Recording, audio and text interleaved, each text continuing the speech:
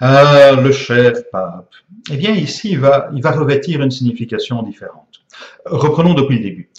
La madame vient en consultation parce qu'elle ne parvient pas, ce sont ses mots, elle ne parvient pas à trouver un homme avec qui fonder une famille. Alors, je n'invente rien, 4 à l'envers qui regarde 20 à l'envers, le tout étant au fond à droite dans le tirage, étant malheureusement ce vers quoi elle va. Merveilleux tarot qui nous propose les mots-clés des cartes en lien avec la question, ça c'est quand même magique. C'est magique et d'un autre côté, petit best practice que je me permets de te donner, c'est que lorsque les mots-clés de la question se retrouvent dans le tirage, personnellement, je me dis que c'est une vraie question. Ce n'est pas une bonne question, c'est une vraie question. Ce qui différencie notamment les personnes qui viennent un petit peu pour chercher de la voyance à la petite semaine, des personnes qui sont là pour vraiment accepter de voir les choses en face et se remettre en question. Fin de parenthèse, 20 à l'envers égale la famille à l'envers. Problème avec la famille ou bien, comme c'est le cas ici, ne pas pouvoir fonder de famille.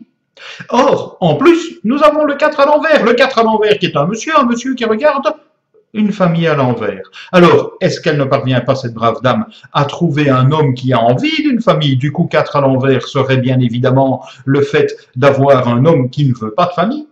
Ou bien, est-ce qu'il y a autre chose?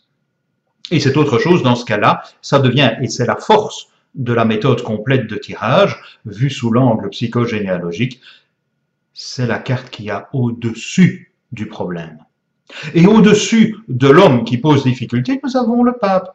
Du coup, ça me permet de poser la question à la brave madame, dans votre famille, comment considère-t-on le statut de la femme? Pourquoi est-ce que je lui pose la question? Parce que le pape, ce sont les dogmes. Les dogmes catholiques, bien évidemment, mais aussi les dogmes psychogénéalogiques, les valeurs et les croyances qui nous ont été inculquées depuis notre enfance. L'explication de ça revient à cette crosse qui vient s'enfoncer dans le crâne du personnage de droite. Hein, un petit peu comme on assène des vérités à grands coups de matraque. Et je lui pose donc cette question en me disant, tiens, mais cet homme à l'envers pourrait tout simplement être le fruit de croyances et de valeurs familiales où on ne peut pas avoir d'homme pour fonder une famille. Et je lui suggère même à la brave dame de réfléchir un peu plus dans son histoire familiale. Tout à fait fabuleux. Elle me sort que les femmes doivent rester au foyer parce que c'est ce qui est la norme familiale. Et on lui a même, suite à des histoires un peu lourdes dans la famille, on lui a même inculqué le fait que les hommes, ça n'était jamais que des sources de problèmes.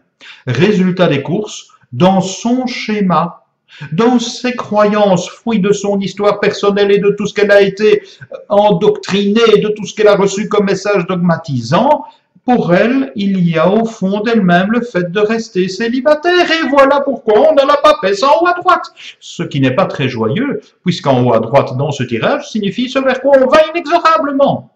Bref, je lui suggère de prendre conscience de ce schéma, du fait que pour elle, il n'est pas question de tomber amoureuse d'un homme et de fonder une famille, tant qu'elle n'aura pas rompu le cordon énergétique ombilical avec sa famille, et aux valeurs de dogmatisation, me semble-t-il.